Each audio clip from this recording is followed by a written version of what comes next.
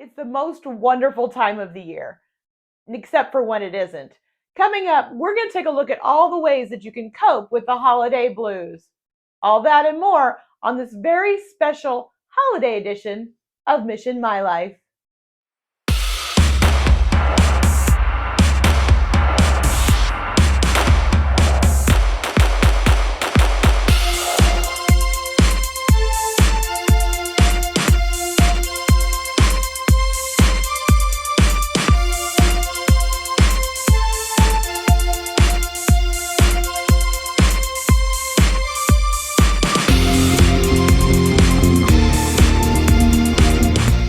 Hey everyone, welcome back to the channel, the podcast, however you are viewing or listening to this.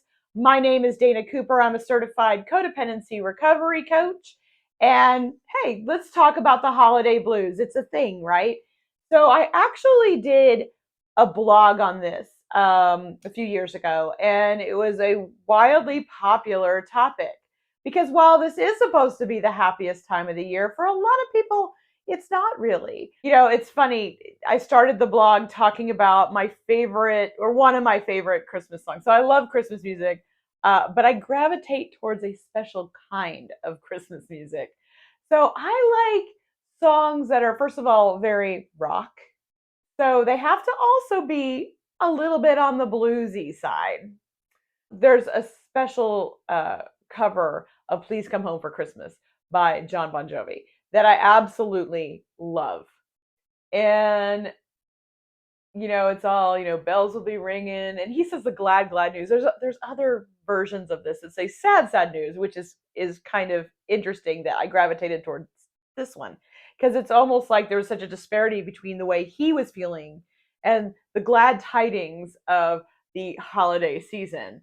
And why is it that I envision holidays, Christmas time, as wanting to sit in the corner of a dive bar that's all dark and bluesy and like kind of lonely on a Christmas Eve, like we're talking the 10 p.m. to midnight hour. There was something about that that I still love to this day. Maybe not as much as I used to, but I thought it was kind of funny that, that's what I would be envisioning when it came to this time of year. So I thought that it might be good to examine that. And what I came up with were actually ways to deal with when you're feeling the holiday blues. And I don't mean just musically. So let's get into that and start with number one. So number one on my list of the holiday blues is probably gonna be the biggest one. I think I went from like started with the biggest one and then saw, got progressively smaller as we went on. But it's loneliness. This is a very lonely time of year for some people. Can be a very lonely time of year for people who are recovering from codependency, right? Because you've possibly left the person in your life, might have been a narcissist or whoever the toxic person was, and you find yourself without a support system. That happens a lot in codependent relationships, and once you leave them, you don't have the same support system you had before. You had all these friends, you had all these people, and now you may be in a spot where you don't have anyone. Sometimes people are separated from family, and sometimes people are separated from family by miles. Sometimes there has been a death in the family, a death of a loved one who's close, even a death of a friend. So how do we deal with loneliness? And I think one of the best ways I ever saw or heard about, just in codependency recovery, is a way to meet people called meetup.com. And the great thing about meetup.com is you can look at all the different groups of things you would be interested in. And these are no pressure groups. So like you can go once, and I've done this myself. You can go once, and then if you don't like it, you don't have to go back. And I think that's one of the beautiful things about it. And it's kind of a way to get acclimated into, possibly going out, talking with people. I really, really suggest that whether it's the holiday season or whether you are recovering from a codependent relationship. Also, volunteering is wonderful at this time of year or any time of year. Volunteering is another way to kind of get yourself back out there and start making human connections again, because loneliness is a hard one, and especially if your family is far away, right? So I suggest making your own traditions, right? So there was times when my husband and myself were not able to go back to his family for Christmas. And we came up with our own traditions. We would play board games and have some wine or whatever on Christmas Eve. And that has actually still been a thing. It's become a really fun tradition for us and something that we like to have. So, I mean, you can make some new friends, make some new traditions, and that can really go a long way in helping with loneliness. Okay, so number two on my list is commercialism. And that can bum a lot of people out. And especially right now when I'm making this, there's a lot going on in the news that isn't good. A lot of people are down. And so to see a commercial for, hey, buy this car, or hey, buy this diamond, a lot of people are struggling right now financially. And that can really be a huge source of the holiday blues. So here is a tip for that, and something that a lot of people may appreciate. Find out what somebody really needs. Um, I've come to a point in my life where I don't need much. And I would be just as happy for a gift card to, some kind of box store or something, so I can get just things I need, instead of anybody just giving me, some kind of huge, extravagant, or maybe not so extravagant, present. Like I know people have goodwill, right? And when they're giving you something, and that is always amazing.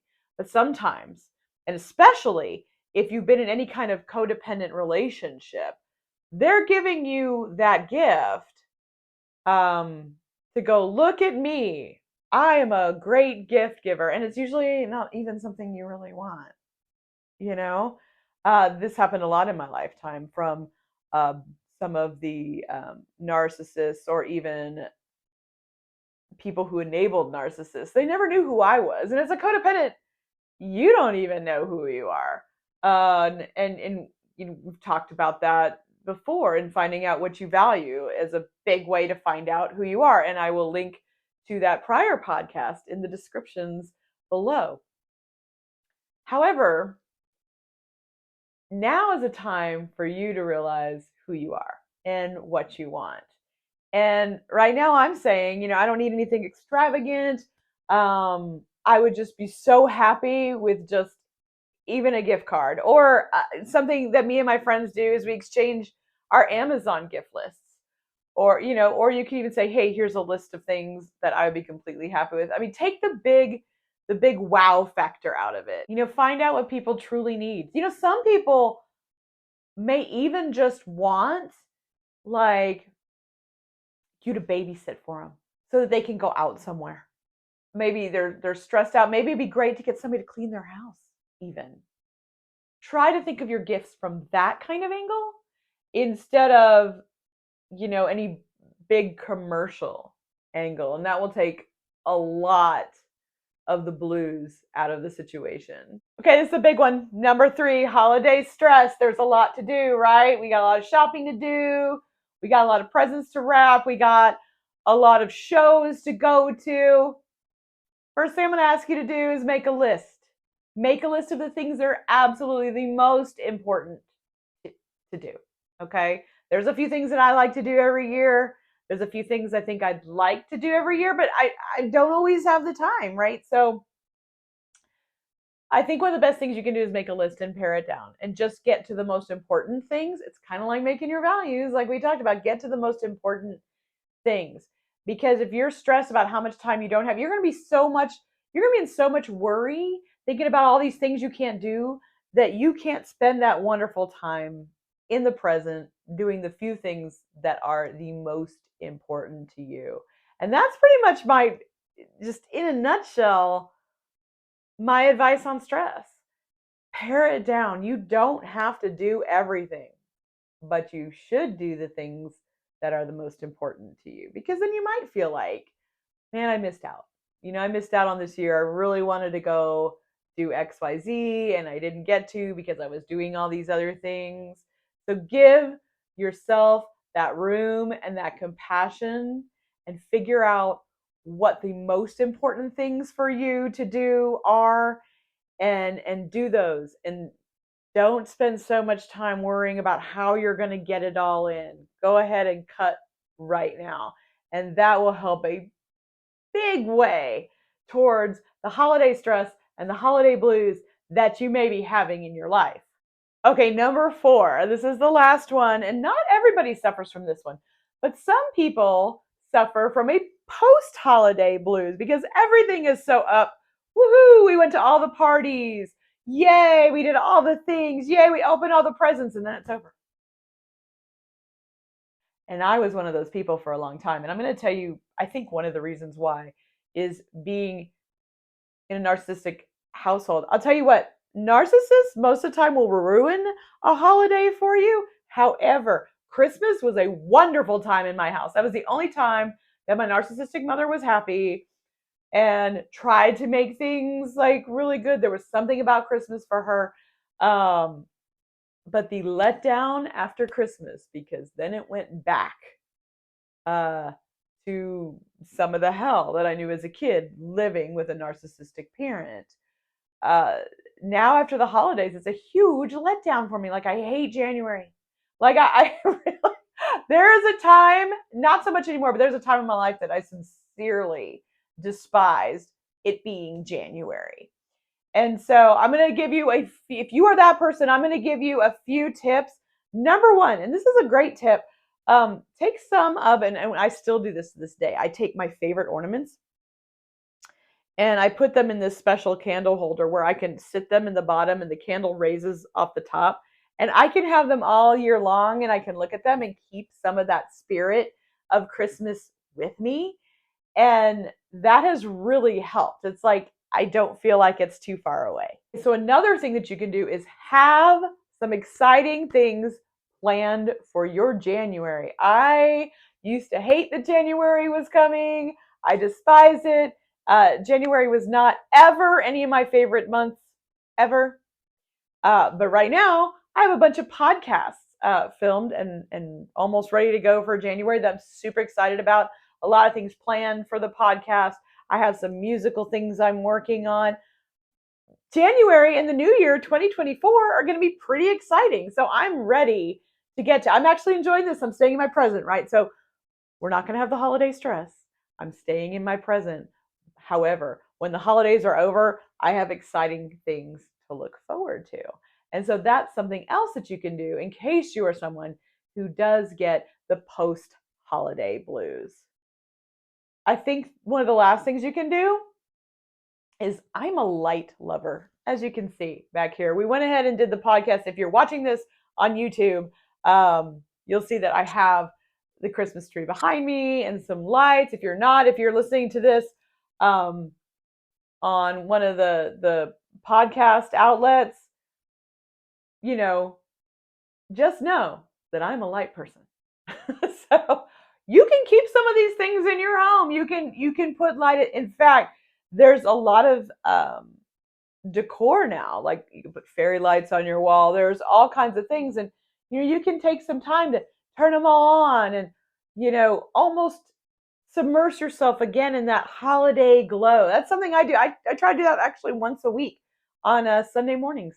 I wrote a blog about that as well. I'm sitting there with my cup of coffee and I've got these lights on, and it's a very nice, quiet, comforting time for me that I can do all year long and take a little bit of the holidays with me.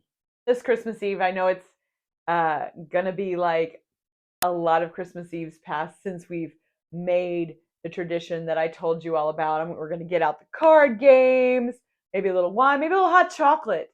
Maybe we can have a fire pit outside. Either way, we're going to make our holiday as less bluesy as possible, except for the music now. We want to have that music because Mr. Bon Jovi does say, "'Cause I'll be happy at Christmas once again." So tell me in the comments, hey, does this work for you? Do you have your own cures for the holiday blues? And if you've liked this episode, please like, share, subscribe, either on the podcast or on the YouTube channel. We'd be happy to have you a part of this Mission My Life podcast ongoing. So until next time, and until next year, always make your life your mission. We'll talk to you soon.